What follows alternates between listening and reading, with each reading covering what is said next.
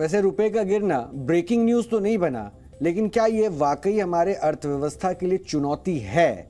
ये जरा बारीक विश्लेषण के साथ आपके बीच में समझना और समझाना बहुत जरूरी है। और इसलिए हमारे साथ इस वक्त हमारे सहयोगी चैनल जी बिजनेस के मैनेजिंग एडिटर अनिल सिंघवी जी लाइव मौजूद हैं। अनिल जी, स्वागत है आपका डीएनए में। मेरा आपसे पहला सवाल यही है कि रुपए के कमजोर होने में भारतीय अर्थव्यवस्था के लिए क्या संदेश जाता है? देखिए, भारतीय अर्थव्यवस्था के लिए रुपए का गिरना बहुत बड़ी चुनौती नहीं है। चुनौती कब होती है और दिक्कत की बात कब है? जबकि रुपए की गिरने की रफ्तार बहुत तेज हो। आमतौर पर अगर आप एक लंबे समय को देखें तो रुपया ऑन एन एवरेज 4 से 5% हर साल डॉलर के मुकाबले में धीमे धीमे कम होता है, और इस बार भी वैसा ही होता दिख रहा है। कई बार हम ये सोचते हैं कि शायद अर्थव्यवस्था के लिए खराब है, लेकिन आप सोचिए, रुपया कमजोर इसलिए हो रहा है कि हमारा करंट अकाउंट डेफिसिट है, यानी कि हमारा देश आयात ज्यादा करता है, निर्यात कम करता है। तो जाहिर सी बात है, हमें डॉलर्स की जरूरत हमेशा ज्यादा होती है अपने आयात को पूरा करने के लिए। और जब हमारे पास आयात ज्यादा बढ़ जाए, करंट अकाउंट डेफिसिट बढ़ जाए, तो रुपया कमजोर होने लगता है, और कमजोर होने में हमें फिर जो कुछ भी सामान खरीद रहे हैं उसके पैसे ज्यादा देने हैं, तो जाहिर सी बात है हमारे लिए उसकी कॉस्ट बढ़ जाती है।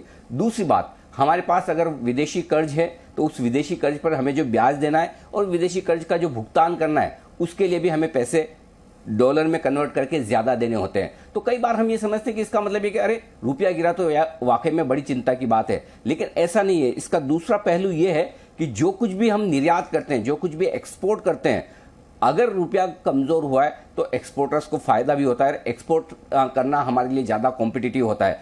चूंकि हम पूरे ग्लोबल ट्रेड का हिस्सा है, इस वक्त दुनिया भर की अर्थव्यवस्थाएं एक दूसरे के साथ जुड़ी हुई है, इसलिए रुपए को सिर्फ कमजोरी के लिहाज से यह सोचना कि ये बहुत खराब है, ऐसा नहीं है। खराब कब है? जब रुपया जरूरत से ज्यादा गिरे और तेजी से गिरे। अगर ऐसा नहीं होता है तो बहुत चिंता की बात है नहीं। अच्छा, इसको अगर सरल शब्दों में इसका विश्लेषण मैं रसोई से जोड़कर करूं तो क्या रसोई से इसका कोई कनेक्शन है? क्या रुपया जितना गिरेगा महंगाई उतनी बढ़ेगी? 100% है जी हाँ, बिल्कुल। आप भी कह सकते हैं कि रुपए के गिरने का महंगाई पर बड़ा असर पड़ता है। रोहित जी, इसको इस तरीके से देखिए कि हम सबसे ज्यादा आयात किस चीज का करते हैं। हमारे पास सबसे बड़े 3 इंपोर्ट हैं, एक कच्चा तेल क्रूड, दूसरा सोना, और तीसरा मोबाइल और दूसरे इलेक्ट्रॉनिक आइटम्स। इसमें सोना तो चॉइस है, हम इंपोर्ट करना चाहे ना करना चाहे उसके बगैर भी काम चल सकता है। हो सकता है मोबाइल फोन्स और इलेक्ट्रॉनिक आइटम, लैपटॉप वगैरह, वो आप मंगाएं ना मंगाएं, एक बार हमारे देशी आइटम से आप काम चला सकते हैं। लेकिन कच्चा तेल, इसमें हमारे पास कोई ऑप्शन है नहीं, वो हमें खरीदना ही खरीदना है, चाहे उसका दाम $70 पर बैरल हो या फिर $120-130 का दाम हो, हमें खरीदना ही है। और सबसे बड़ा हमारा इंपोर्ट बिल कच्चे तेल का है। अब आपने कच्चा तेल महंगा खरीदा, पहले तो उसके दाम ज्यादा है, दूसरा आपका रुपया कमजोर हो गया, यानी कि दोहरी मार पड़ रही है। अब हिंदुस्तान में कौन सी ऐसी चीज है जिस पर कच्चे तेल का, यानी कि हमारे यहां आने के बाद पेट्रोल और डीजल के दाम का असर न पड़ता हो? जाहिर सी बात है, महंगा कच्चा तेल हम इंपोर्ट कर रहे हैं, हमें यहाँ पेट्रोल और डीजल के दाम बढ़ाने होते हैं, वो बढ़े हुए हैं ही, और पेट्रोल और डीजल के दाम बढ़ने का असर हमारी हर एक चीज पर पड़ता है, हर एक चीज पर।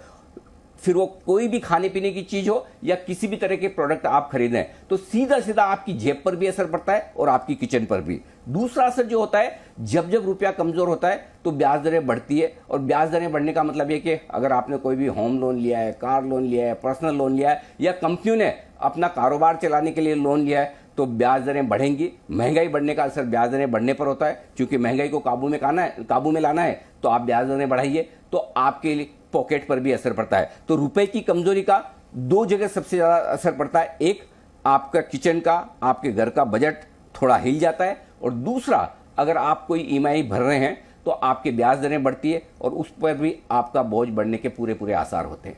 अच्छा अनिल जी, इस बीच में एक ये भी खबर है कि डॉलर को छोड़ दें तो रुपए दूसरे देशों की मुद्राओं के मुकाबले ज्यादा मजबूत हुआ है, तो इसका क्या मतलब है? क्या ये एक पॉजिटिव फैक्टर है क्या? एक्चुअली कहानी है ना, रुपए के कमजोर होने की है ही नहीं, कहानी डॉलर के मजबूत होने की है। और डॉलर क्यों मजबूत हो रहा है? रशिया यूक्रेन के बीच में जो युद्ध छिड़ा है, तो जनरली आमतौर पर जब भी दुनिया भर में जियोपॉलिटिकल टेंशन वाला माहौल हो, कोई दो देश लड़ते हुए नजर आए और खासतौर से बड़े देश, तो फिर है ना सेफ इन्वेस्टमेंट, सेफ हेवन के तौर पर डॉलर को माना जाता है। अमेरिकी डॉलर को दुनिया में सबसे ज्यादा सेफ माना जाता है। वो अलग बात है कि सबसे ज्यादा कर्ज दुनिया में अगर किसी देश ने ले रखा है तो अमेरिका का है। अमेरिका का घाटा हमारे से कई गुना ज्यादा है, लेकिन उसके बावजूद अमेरिका के डॉलर को हमेशा सेफ माना जाता है। और तब होता ही है कि अमेरिकी डॉलर मजबूत होने लगता है। आप सोचिए, डॉलर इंडेक्स यानी कि डॉलर बाकी दुनिया भर की सारी करेंसीज के सामने 10% मजबूत हुआ है। उस हिसाब से अगर हमारा रुपया डॉलर के सामने 10% कमजोर हुआ तो हम बिल्कुल बराबर एवरेज पर चल रहे हैं। लेकिन हमारा रुपया 6 से 7% ही कमजोर हुआ है, यानी कि दुनिया की दूसरी करेंसीज के मुकाबले में हमारा रुपया डॉलर के सामने बहुत बेहतर है। पहली बात। दूसरी बात, डॉलर को एक तरफ छोड़ भी दीजिए तो आप पाउंड के साथ देख लीजिए ब्रिटेन का, यूरोप की जो करेंसी है यूरो उसे देख लीजिए, जापान का येन है उसे देख लीजिए, उनके सामने रुपए की मजबूती 10 से 15% तक की आई है। यानी कि हमारी करेंसी बिल्कुल भी कंपैरेटिवली कमजोर नहीं है। इनफैक्ट अगर दुनिया में एक ही करेंसी कोई देखें जो मजबूत है डॉलर के सामने तो वह है रूस का रूबल। उसके अलावा सब कमजोर हुए हैं, लेकिन कमजोर होने में हम सबसे कम हैं। एक और जो इंटरेस्टिंग बात है रुपए की मजबूती को लेकर या रुपए की कम कमजोरी को लेकर, इस वक्त हिंदुस्तान के पास 580 बिलियन डॉलर के फॉरेक्स रिजर्व है। हमारे पास 580 बिलियन डॉलर हमारी जेब में पड़े हैं डॉलर के, वो हमारा रिजर्व है। और ये वर्ल्ड में दुनिया में 5वां सबसे ज्यादा रिजर्व है किसी भी देश के पास में। तो अगर हमारे पास हमारी पॉकेट भरी हुई है डॉलर से तो फिर हमें बहुत चिंता नहीं होती है। और यही सबसे बड़ी वजह है कि हमारा रुपया दूसरों के मुकाबले में कम गिर रहा है। तो पूरी कहानी दुनिया भर में इन्वेस्टमेंट के लिहाज से, सेफ हेवन के लिहाज से डॉलर खरीदने की है और उसका असर सब कंट्रीज की करेंसीज पर है, हम पर कंपैरेटिवली बहुत कम है। बहुत बहुत शुक्रिया अनिल जी, ये तमाम विश्लेषण बहुत जरूरी था क्योंकि अब यही चर्चा हो रही थी कि रुपया कितना गिरेगा, इसलिए ये बारीकी से आपने समझाया, इसके लिए बहुत बहुत शुक्रिया। लेकिन ये सच है कि आज रुपए को लेकर हाहाकार मचा हुआ है और यही सवाल भी उठाया जा रहा है कि रुपया कितना नीचे जाएगा और कितनी बड़ी चुनौती है। और इसलिए हमने ये सोचा कि भले ये मीडिया की ब्रेकिंग न्यूज ना हो, लेकिन रुपए अगर चिंता बढ़ा रही है तो इसलिए इस चिंता को दूर करना और इस चिंता को समझना और समझाना हमारी जिम्मेदारी है।